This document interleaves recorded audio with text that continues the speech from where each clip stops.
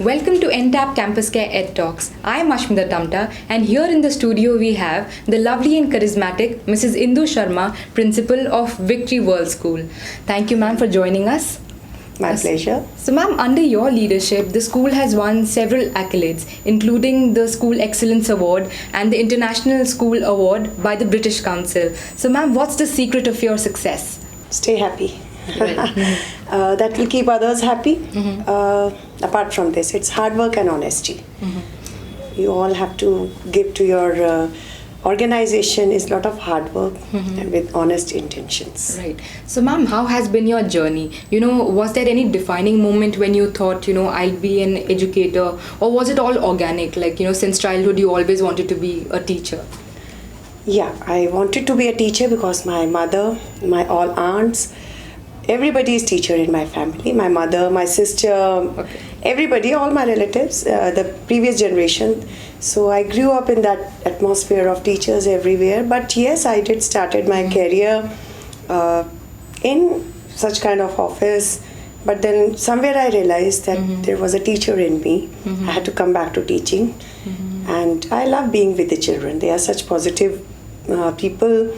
And they are very positive souls, basically. So after working for 2 to 3 years in a office system and organized corporate sector, I realized teaching was my call. I had to go back to teaching. So, ma'am, at the onset, several organizations do really well. But in the later stages, we see, the performance starts tripping, usually due to lack of motivation. So, ma'am, how do you keep the teachers of your school, both the teachers and the non-teaching staff, motivated? Give them freedom to do what they want to do. I think that is one thing. They should be able to connect to you very comfortably. That's what my teachers do generally. They can give me any kind of suggestion, or they can negate my idea or something. They have all the right to say, ma'am, you are not right, or if we go this way.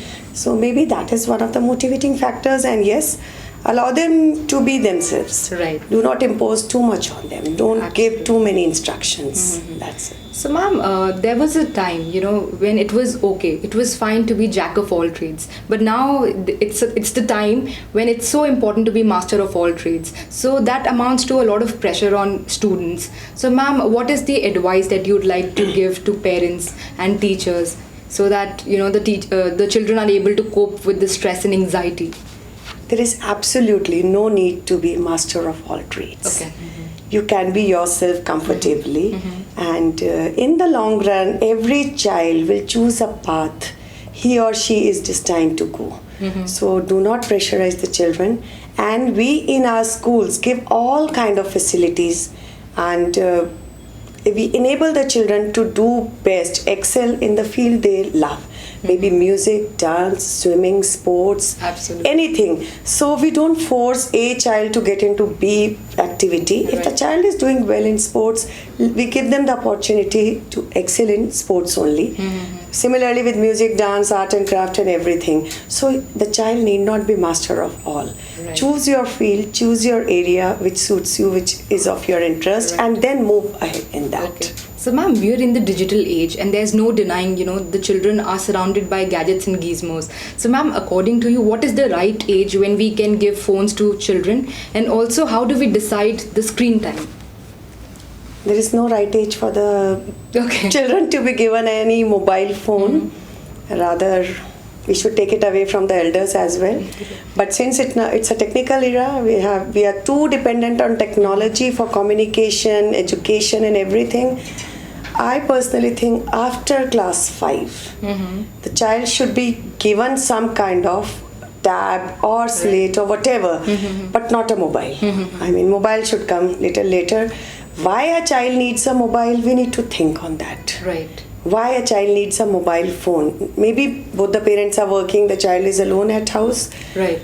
Then we have to keep a tab on what usage of mobile is he doing, and where is he using that phone, and I don't know. I mean, you really cannot keep tab of that. Right. So, ma'am, since you're from an IT background, so, ma'am, you're no stranger to technology. So, ma'am, what do you think? How can we train our educators to be the powerful users of technology? How can we train our educators? like ERP or AR, VR, how should we tell them, then how can they use it to manage their school tasks effectively or to teach students in a more engaging and interactive way? It's simple. If you tell them, it's going to ease out their work pressure and it's going to make things simpler for them. They will learn by themselves, because nowadays technology is so convenient and user-friendly that we really do not need any kind of manual. But yes, if teachers and educators are well aware that use of this particular thing or interface or app will help them out, they will learn quickly till the time it becomes boring and pressure for them. Right. So ma'am, recently we saw an incident that a 9-year-old Australian boy was targeted at school for his dwarfism. So ma'am, what are some steps that the school can undertake to curb bullying and specifically cyberbullying? Cyberbullying, as I said, via mobile has to be given to a 9-year-old or child below class 8 level or 6 level.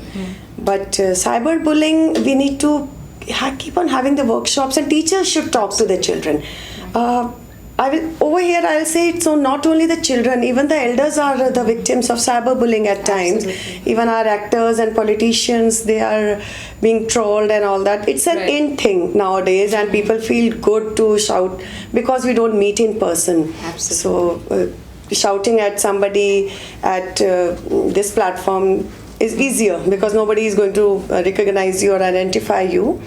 But yes, how to avoid bullying in the school is your question. Teachers have to be very well connected with the children. Again, I'll emphasize, we need to talk to our children a lot. The one who is bullying, why is he into such kind of behavior? And the one who is being bullied, we need to talk to every child. In my own school, I give first 15-20 minutes of the day where the teachers do not have to start with any topic or anything. They just have to talk how was the previous day and what all happened at their homes, so that we have seen over the years that this has worked. Children do come up with their problems, personal and with their peers, and anywhere if they have any problem, they do share it with their teachers. If you just tell the teachers, don't talk about any academics, just talk to them.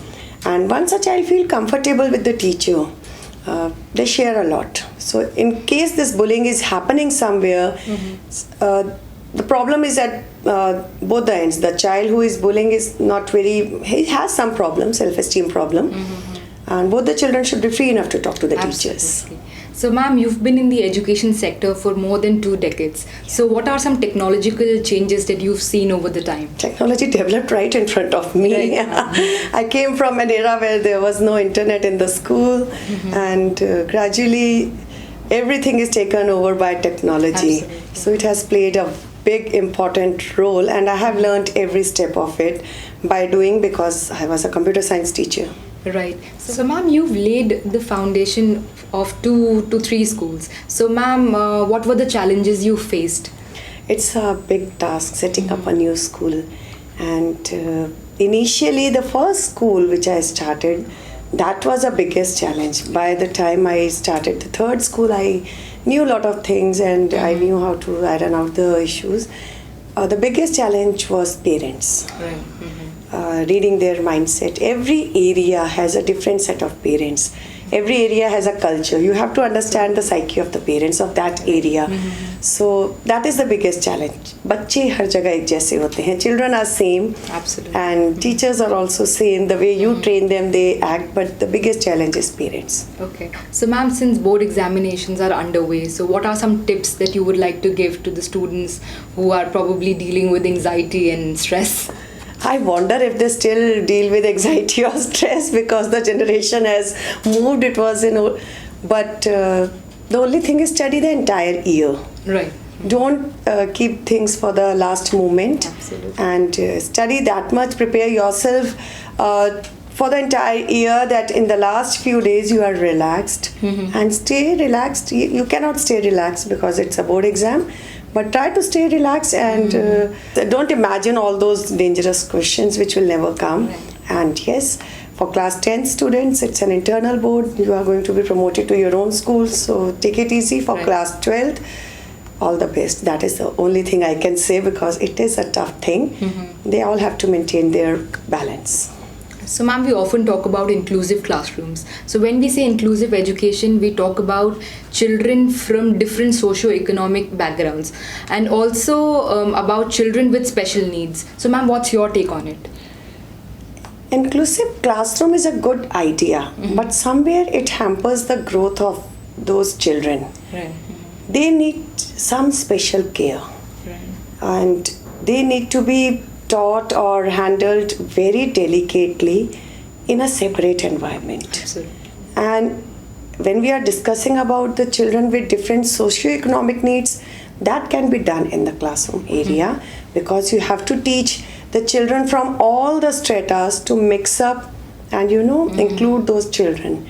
But children with special needs, they require some kind of extra attention. Right. So let's try to keep them away, because they need special time and efforts. Okay.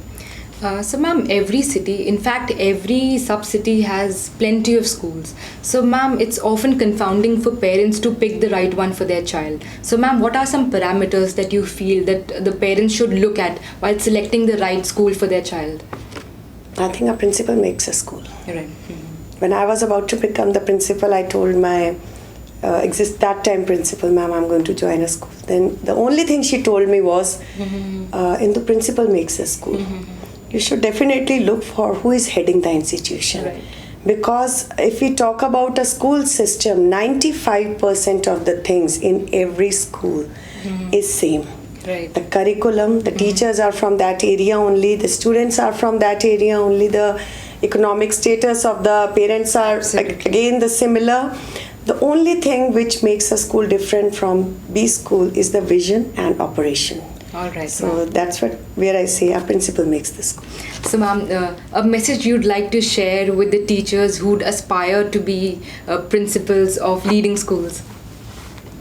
Don't think it's going to be a cakewalk. Right.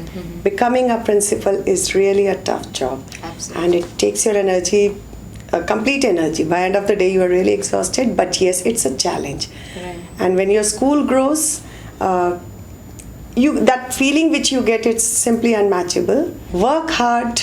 There is no substitute for hard work. Absolutely. And put your 100% in the school. When you are attached to a school, that school should be your focus. Absolutely. That should be the mantra, or you can say the key point, that once you are attached to a school, make sure you are doing everything for that school. That becomes your own school. That has been my way of working, and I still work that way. And that is the only thing. Thank you, ma'am, for sharing your valuable insights and spending your time with us. Before winding up, I'd request you to sign this mug for us so that your visit stays etched in our memory and in the history of Entab forever.